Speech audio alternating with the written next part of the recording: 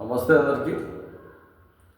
చాలామంది ఈ మధ్యకాలంలో ప్రేమ పెళ్ళిళ్ళు, అదేవిధంగా కొన్ని లైంగిక సంబంధాలు ఏదో ఒక చోట పనిచేస్తుంటే కొంతమంది ఆడవాళ్ళు, కొంతమంది మగవాళ్ళు, కొంతమంది పెళ్ళి కాని వాళ్ళు, కొంతమంది పెళ్ళైన వాళ్ళు, ఈ విధంగా కొంతమంది పిల్లలు ఉన్నా కూడా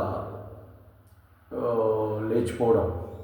దీన్ని పక్కాగా చెప్పాలంటే లేచిపోవడం, పచ్చిగా చెప్పాలంటే అహంకారం ధోరణితో లేచిపోవడం, కొవ్వుతో లేచిపోవడం, మరి భర్త ఉండగా భార్య వేరే వ్యక్తితో లేచిపోవడం, భార్య ఉండగా పిల్లలు ఉండగా ఒక అమ్మాయితో లేచిపోవడం, ఇలాంటి దండిగా చాలా వరకు జరుగుతున్నాయి సొసైటీలో. ఇది కరెక్ట్ కాదు. ఒకసారి ఆలోచన చేయండి.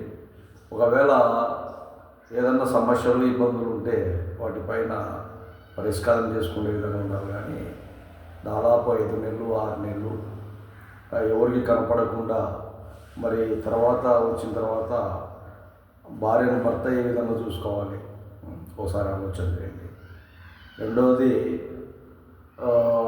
భర్త వేరే వ్యక్తులతో వెళ్ళిపోతే మరి పిల్లలు భార్యను ఎవరు చూసుకోవాలి? మరి తల్లిదండ్రుల బాధ ఎంత ఉంటుంది? కోడలైనా కూతురైనా ఎవరైనా కానీ ఒకసారి ఇవన్నీ ఆలోచన చేసి సొసైటీలో జాగృతిగా ఉండండి. జాగృతిగా లేకపోతే చాలా వరకు అవమానకరంగా ఉంటుంది సమస్యలు. ఈ అవమానకరాన్ని కూడా భరించాలంటే కొంతమంది తల్లిదండ్రులు కావచ్చు, కొంతమంది వ్యక్తులు కావచ్చు, చాలా వరకు నామోషిగా ఉంటుంది. పరిధిలో తిరగాలంటే ఎన్నో విధాలుగా ఇబ్బందులు గురవుతారు వాళ్ళు. కాబట్టి జాగ్రత్తగా ఉండాలని కూడా ప్రజలందరికీ, సమాజంలో ఉండే వ్యక్తులందరికీ తెలియజేస్తాను.